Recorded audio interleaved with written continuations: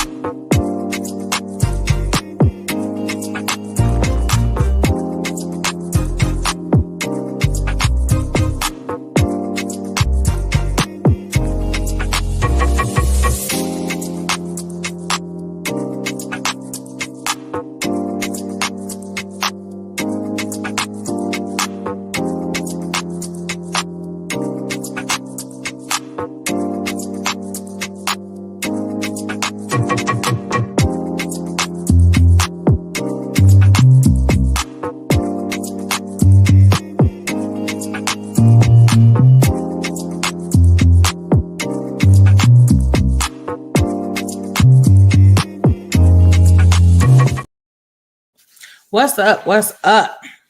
Back at it. So, you don't know me, I'm Nia, creator and founder of Perspectives Personal Finance Education Company. June is National Homebuyers Month. So, I'm coming in here to go live and teach you about what you need to do to prepare to purchase a home, what type of things you consider, what do you want to look for and look at. All these things that's really going to help you just better understand what type of steps you need to take. So I was running a little bit late today. I don't care what platform you are watching this on, or if you're watching this on the replay, make sure you type replay in the chat. Whatever medium you are watching this on, Facebook, Instagram, YouTube, please make sure you hit that like, subscribe, follow, whichever button applies, and for you to be able to continue to get my updates and my lives. I will be going live more often, coming on here, talking about different topics. If you all have topics that you want me to go live and talk about that have to do with financial education, definitely let me know, because I will jump on here and talk all about it. So again, my name is Nia, creator and founder of Perspectives. And what my company is, it's a personal finance education brand. But what I specialize in is making money talks normal. A lot of times we may not be good with money. We'll call ourselves bad with money, when really what it is, we might not just understand those concepts, or it might be something that we haven't experienced before or we haven't dealt with. So you need sometimes to just be able to have somebody break it down and make it more in simple terms so that you can really gather and grasp what is going on. So with that being said, that's where I come in and my company comes in. I help kind of decode it for you and demystify it and help you realize where you might be making mistakes and sabotaging your own finances. Because at the end of the day, a lot of times that's what the problem is.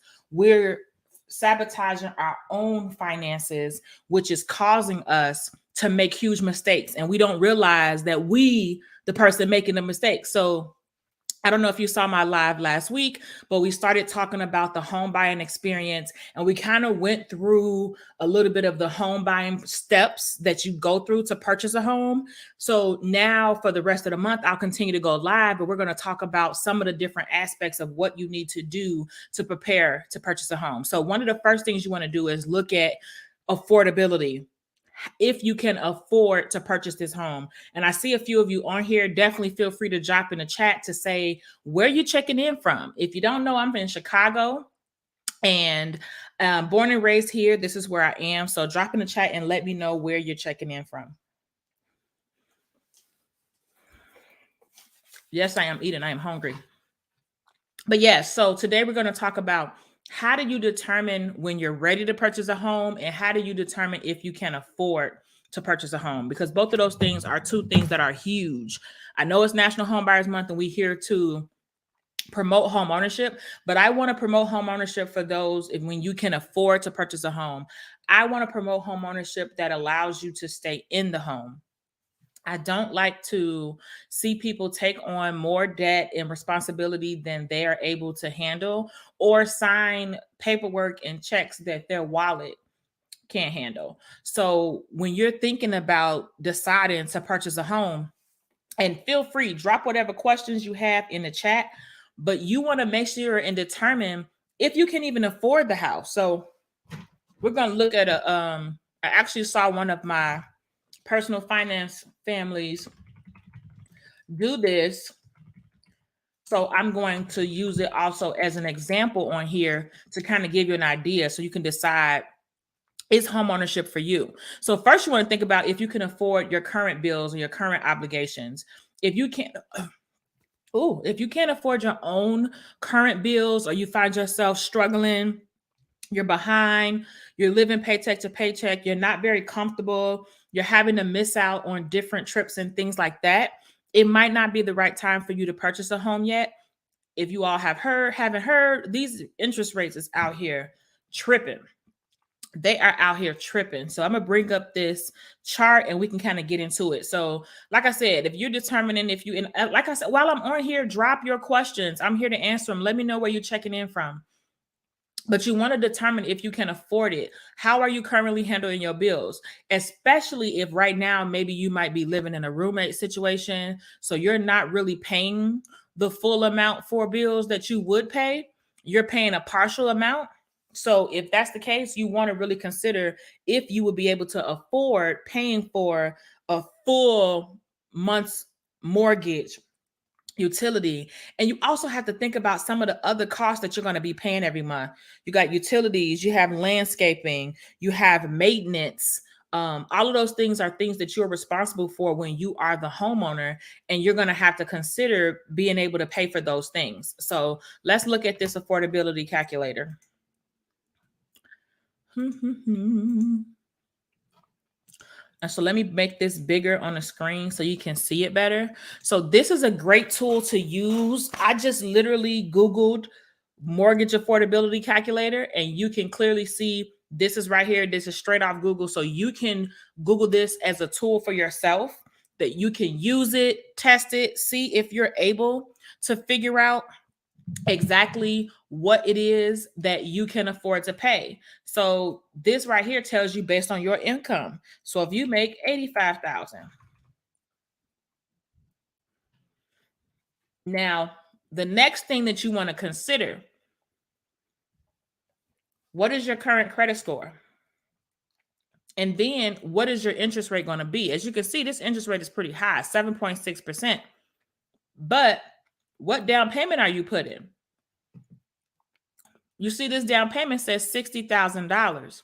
Well, if you use an FHA loan, you might not be putting this much down. You might be putting less down. So let me see. We're going to have you put 10,000 down.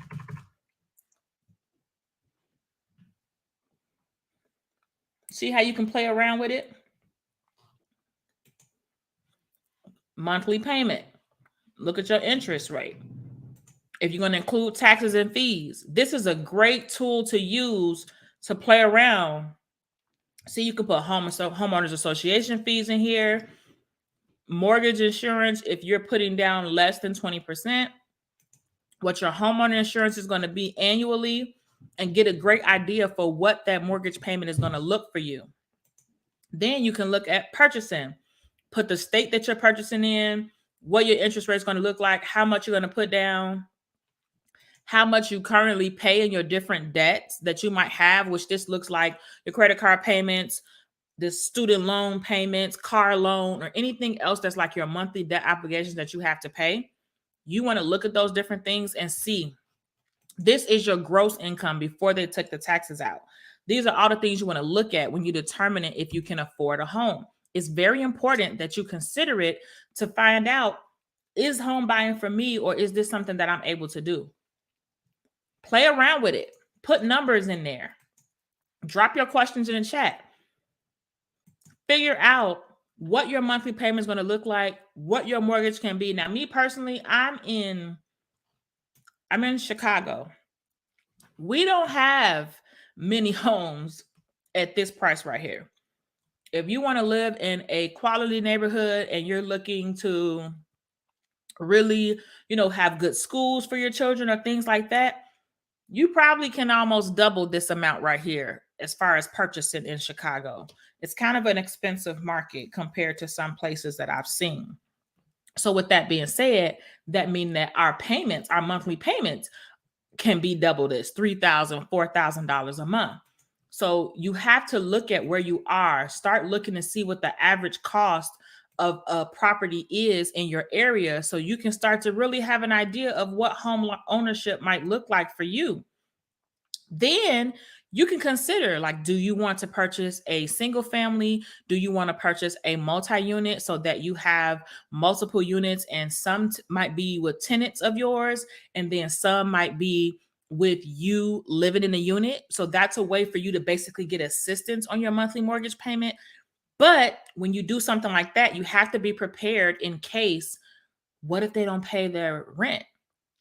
We all know that everybody has gone through hard times recently. So what happens if they don't pay their rent? What happens? You as the landlord will have to be prepared. So those are things that you have to evaluate. I actually have a book that talks about a lot of these topics. And maybe I'll go through this book and I'll talk about some of the things on here. And then you can tell me what you have questions about or what you want to talk about. But I'm going to be going live throughout June to talk all about home ownership. That's what we'll be talking about this month. Today, we're going to kind of talk about budgeting. How do you create your budget for how much home that you can afford? How do you determine if you're ready to even go down that route or get to that point? Well, first you look at what you're doing currently. Am I comfortably affording my bills now? Do you find yourself having to use your credit card in between paychecks because you just don't have it? So you have to put it on your card in order for you to be able to skate to get to make it to the next paycheck.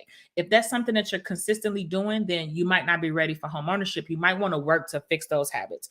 Do you find yourself swiping your card and then never pay it back and just building up the amount of debt you owe on your cards? These are the type of questions you got to ask yourself. Finances is a self-awareness journey. It gets real out here in these streets. When you are on a journey to financial stability, you're going to find out a lot about yourself.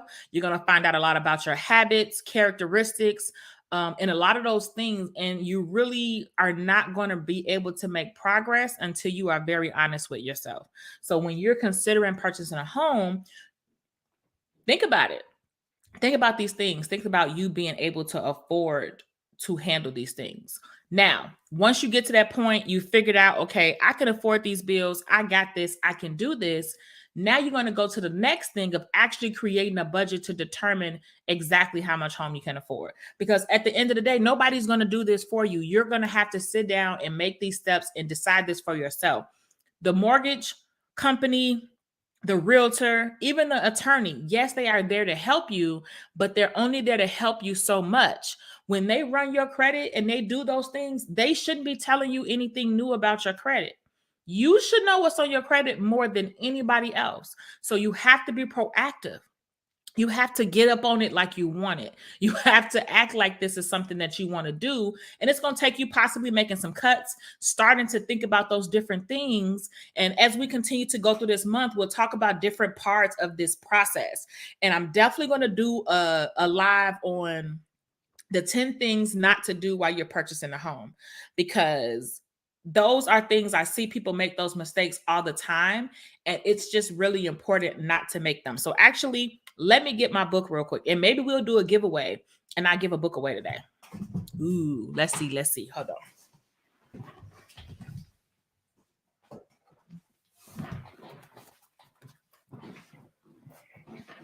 All right. Bam. So in this book, it goes through a lot of the different parts, right? But part 2 of this book talks about preparing your finances. Now, when you're preparing your finances for home ownership, you're looking in the mirror. Like I said, that's one of the first things with anything that you see me teach, anything that you see me put out there. The first place I'm going to go when I'm trying to help you do better about your money is the mirror. That's the first place you will see me tell you to look, because that's who it's going to take. I can get up here and talk to my face is blue and my tongue is orange. None of that's going to mean anything until you decide that you tired. You tired of getting the money wrong and you ready to get it right.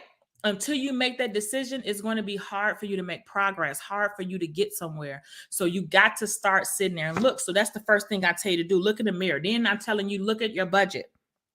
Then check in. Are you checking? Do you know what's on your credit? You do get access to a free credit report. So you want to look at that also. And then I tell you how to understand how credit works.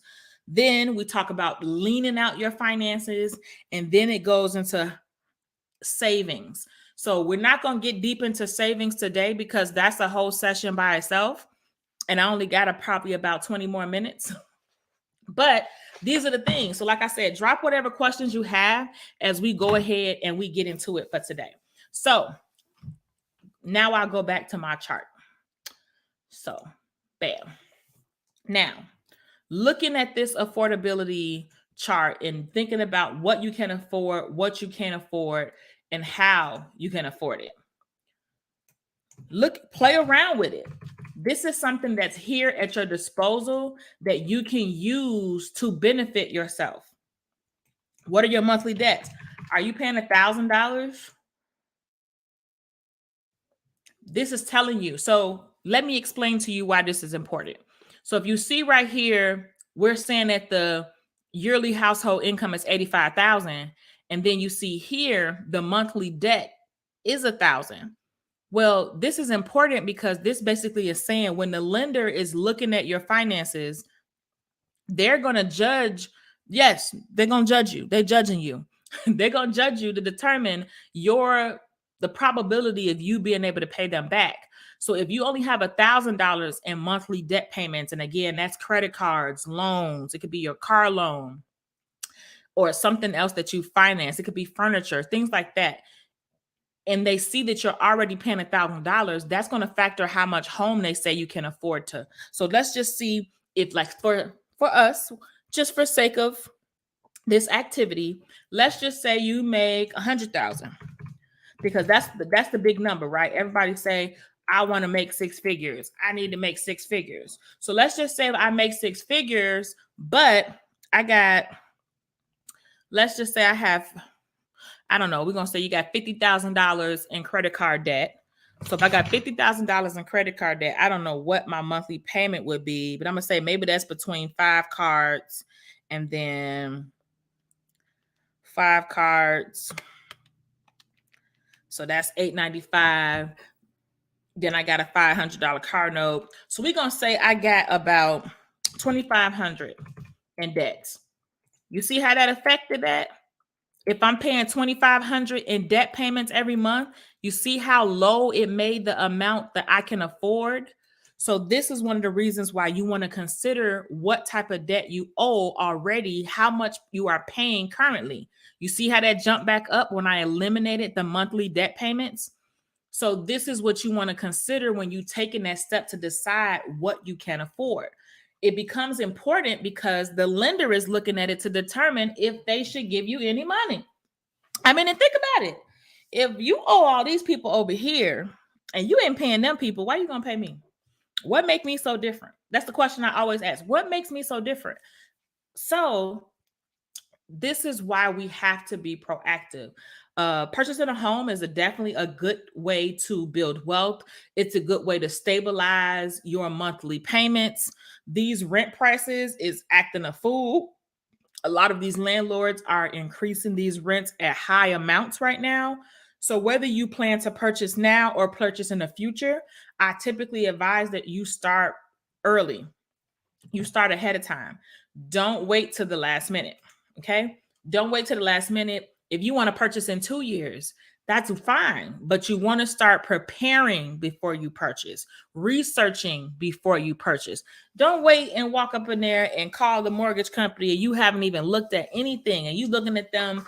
You haven't took care of nothing in your finances, but you looking at them like, give me some money. How would you look at somebody who came to you like that? So these are the type of the things that you want to be mindful of and talk about with yourself before you go to buy a home. Look at how much you're currently paying in rent and then see what that's going to look like compared to how much you would have in a mortgage. Go on Zillow. So let's do that. So we can go on Zillow. Gonna go on Zillow, and we're going to, I don't know, we're gonna do Atlanta. I'm going to, that's my next trip. My next trip is to Atlanta. So we're gonna go to Atlanta. So go on here, and then you look and you see, you can get an idea. So look, this was on the market 4 hours ago. This is on the market. Let me put this back up here on the screen for y'all. Let me move myself out of the screen.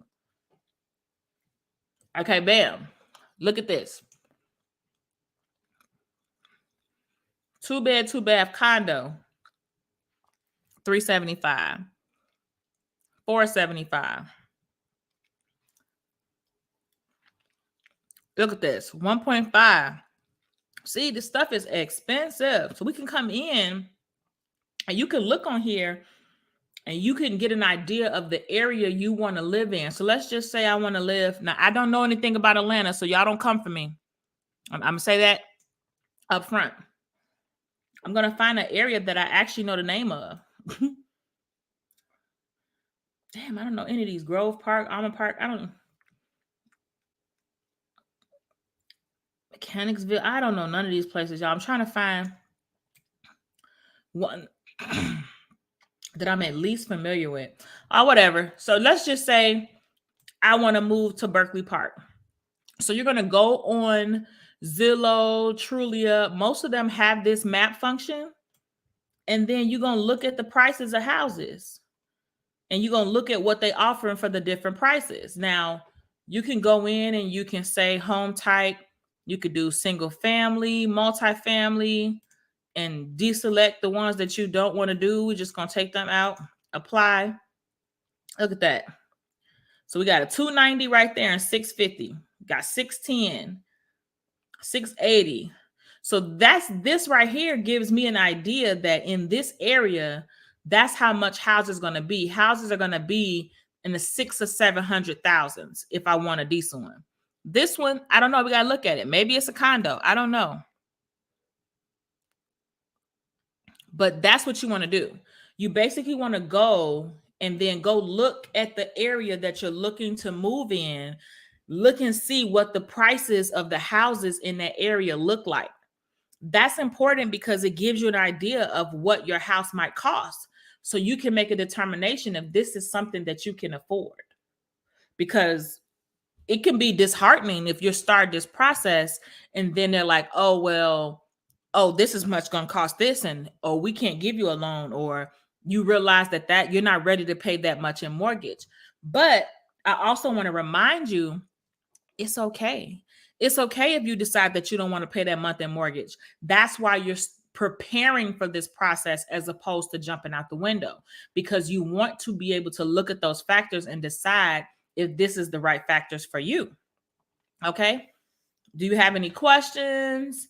Anybody on here who's looking to purchase a home in the next 2 years, who got questions about the process that they want to talk about? Now, I don't know if you saw my live on Thursday, but Thursday I kind of went through the 10 steps of the home buying process. I went through just one of my blog posts that talks about the steps, and then I talked about them piece by piece. Is kind of what I did. So let me know if you have questions about that or questions about anything I said today. But you basically want to decide. You want to create a budget. And I know some of us don't like budgets, but you basically want to create a budget because at the end of the day, it's real important. So we're going to do another thing on here. Let me get it ready. 1 second.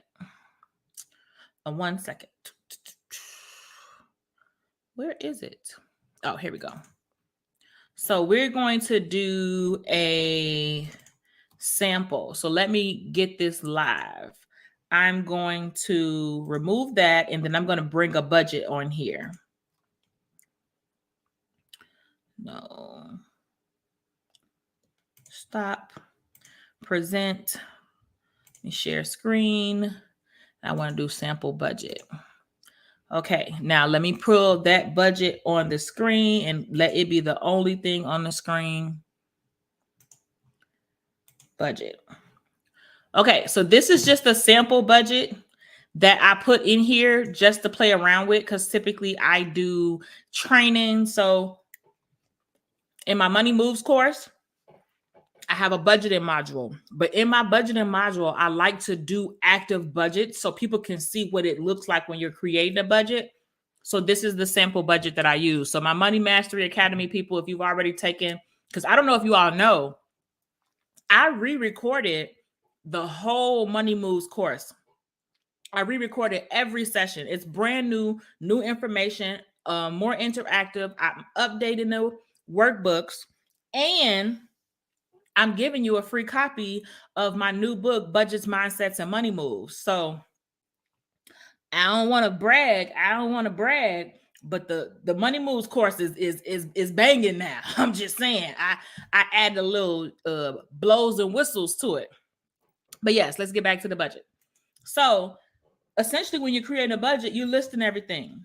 One of the things I tell people to do all the time is make sure they go through their statements and list the bills, because we forget about things all the time, and we forget about bills that we have had. So you want to keep track of what's in your accounts. And then what I typically tell people to do is put in there exactly what that bank is for. So if I have 3 checking accounts, maybe this first account might be for bills. This second account might be my play money. This third account might be, I don't know if you have a significant other, it can be your joint account that you have together to handle the bills together. Up to you. But basically, the goal of this is just writing down how much everything costs. That is, all a budget is a window into your wallet. It gives you an idea to really tell you what you have. So you're not sitting here guessing and thinking and hoping that this is what you have, because you're able to know exactly what you have. Then you're going to list what you have, like your debt payments, how much you owe, what your minimum payment is. You're going to add all those up. So you're going to add the total of the bills you have, the total of the debt payments you have, and then groceries, dining out. See, I got self-care on there. So a lot of times people think that budgeting is restrictive. It's not restrictive. It's all inclusive. So you should be including those things. See, we got family care, subscriptions, car maintenance, personal expenses, travel. Yes, travel is based. So travel needs to be on here. Even if you have health insurance, you might have copays. At the very least, you got 2 dentist appointments a year, a physical. So that's at least 3 appointments right there that you might have copays for. So these are the type of things you put in your budget so that it's not a surprise. It's not coming out of money that you're not expecting, any of those things. So you do all of that. And then when you get to the bottom, you put your income. Again, I put random stuff on here. This girl, she get $300 in child support. I say hallelujah to her.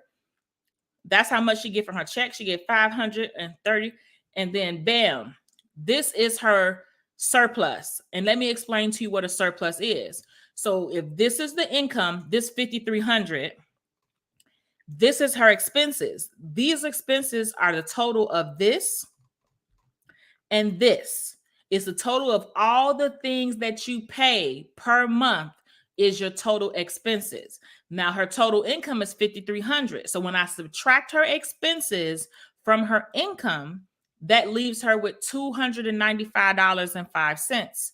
That means she got almost $300 to put towards her goal. She moving and shaking. Now, the next question I get all the time is, well, how much should my emergency fund be? I say your first goal should be to make it to $1,000 so that you can have $1,000 in case of an emergency. But if you're trying to fully fund your emergency account, then you want to basically go based off how much money you have to spend in expenses every month. So if you know after you did your budget that you have $5,000 basically a month that you have bills to pay, well, you know, every $5,000 you save, you got another month of expenses saved. So you can decide if you want to do 3 months, 6 months, 2 to 5 years. I think 2 to 5 years might be a little bit excessive because we need to be investing. Saving is not the only thing that we can do. So to leave 2 to 5 years of savings, which I can't calculate that right now. So let me see, that's $60,000 a year. So if you're doing 60 times 5, that's $300,000 in savings. With how low these interest rates are, I don't think that that's a good idea to leave $300,000 in savings for your emergency fund. I think you should pick if you're going to do a 3-month or a 6-month goal.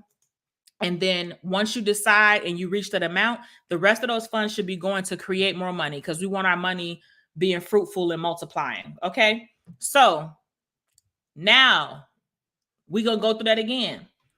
You creating your budget. So what you're going to do, if you do all of this and then you see you have $300 left, now I want to purchase a home. I'm going to look and see, I'm going to use this affordability calculator that I used before. I know now I'm paying $1,465. How much is my mortgage going to be with that new home? How much is it going to be compared to this $1,465 that I'm currently paying now? Is it going to be more? Is it going to be less? If it's going to be $500, $1,000 more than what I'm paying now, I already know I only got $300 left. So that means that mortgage is going to be too high for me. So these are the type of questions that you have to go through and ask yourself to determine if you can afford to purchase the home. Most people who buy a home, they don't ask themselves these questions. They don't look at these questions and they don't use things like this to determine how much home they can afford. They just go through the process. They talk to a realtor, attorney, loan officer. Oh, they want to do it. The loan officer tells you, yeah, sure, here's your pre-approval letter. You're approved for $800,000. But I'm going to be real with you. And any loan officer can come on here and come check me, boo. What that loan officer tell you pre-approved for is none of your business. You know why? It's none of your business because they don't know that you like to take trips and be on somebody's island with somebody's son with a margarita. They don't know that you have extracurricular activities and your child is in an AAU. It was an AUU? No, an AAU sports team, and they have to travel. So you got to pay for them to travel. All of those things are not included or considered when they give you that pre-approval. And those things are important because those things are that you have to pay. That's why you need your BFF, the budget. So when I wrote this book with that in mind. And maybe we'll do a giveaway and I'll give one of these books away. But I wrote this book with that in mind. Things that you have to be realistic with yourself when you're preparing this process. Pamela Ellen. Hi, Pamela. You got a question?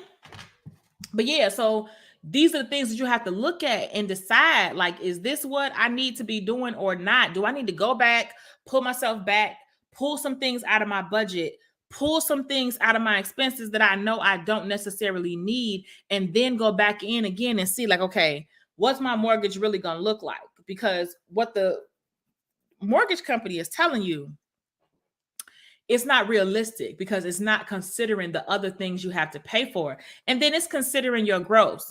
Do you get your gross? I know I don't get my gross. I ain't never, ever got my gross in my hand from my job.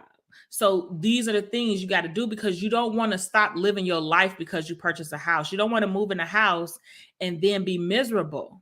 You want to be able to comfortably build in your house. You want to be in your house for years, or if you decide to leave, you leave on your terms, not because they told you to leave. Okay, that's my goal. I don't want to just help you get a house and help you get pre-approved. I want to help you stay in the house. So that was the intention that I wrote this book. So I'll tell you what the chapters are in the book and what's in here and what it talks about. And maybe I need to just go live and talk about a chapter of this book every time. I can go live all month for this. So the first part of this is called These Are My Confessions. And it tells you why I wrote the book and my story of how I lost my first house. So like, I'm not coming to you, any product or book I write or anything I create, I write it because I went through a lot of this journey by myself. I went through a lot of this journey having to navigate it on my own and not really having anybody to tell me, oh, you know, you done messed up, right? So I wanted to make sure that other women don't have to do that. You don't have to go at it alone, and you don't have to struggle and fight through it, through the bricks, and get the chisel yourself and chisel out the sculpture into the ice by yourself. You have a resource that you can go to, and one that's going to talk to you real. I'm not here to fluff. I'm not here to talk a lot of big words and confuse you. I'm not here to yell over you. I saw a live the other day and he was asking him questions and all he did was yell. That's not answering the question. So that's what the first part is. These are my confessions where I break down my story and let you know where I'm coming from and keeping it real. Then we go to preparing your finances, which I just told you what those chapters were about. Then part 3 is mind-blowing decisions. So the book talks about deciding if homeownership is really for you. It talks about don't be a day late and a dollar short. Basically, paying your bills on time, and being able to get where you need to get so that you can comfortably afford your home. It talks about deciding what type of loan is the best loan for you. There's no friendship in real estate. I know we all have friends and things like that, or we got a cousin who just graduated from real estate school. But if you're looking to be an investor, you need a realtor who knows how to work with investors and knows what you want to look for. You need a realtor that looks at those type of things and asks those questions while you're going through these properties. If you're someone looking for a single family home, you need a realtor that has worked with you. Or maybe if you're a first time home buyer, you want a realtor who's going to be okay with you asking 50, 11 questions and they're not getting frustrated with you because you're asking all these questions. So that's what you want to do. So it talks about what loan, tells you no friendship in real estate. In that portion, it also talks about underwriting. Now, underwriting is one of the most annoying parts of the process because you have a lot of explaining to do during that. You got to talk about what, who, what, where, and why. Then it goes into home shopping tools and tricks, like what type of tips I can give you when you're preparing for home buyingship and you're searching for your home. Then it talks about the home inspection, what that process looks like. Closing costs, what are exactly are in closing costs. Then it talks about the cost of moving and what that costs. And then last but not least, it does 10 things not to do while navigating the home buying process. And then I do a home buying terms you should know. And basically, it's basically telling you 10 things, like different terms. So when you're going through the process and you're talking to a lender and they say something, you're not dumbfounded, like, what is this? So let me know if you have any questions. We at 6:45. I'm going to be rounding this up and getting out of here. Let me know where you checking in from. But the book is dope, though. And I'm not saying that the book is dope just because I wrote it. It's dope because it's a resource that we all need. I know I needed it. For somebody to be able to compare, because you hear people tell you to become an investor and purchase a multi-unit, but being able to really look at the pros and cons of having a multi-unit versus a condo versus an apartment versus a townhouse. What are the difference in those things and what type of things should I be looking at and considering? What questions should I be asking a mortgage officer or loan officer, mortgage broker when I'm thinking about going into business with them? What type of things do I need to be looking for in a realtor? A lot of those things that are based, because I'm not a realtor, I'm not a loan officer. I am somebody who is wanting to teach and educate. I'm an educational instructor. So do we have any questions? If we don't have any questions, we're going to be done for today. I got to go work out.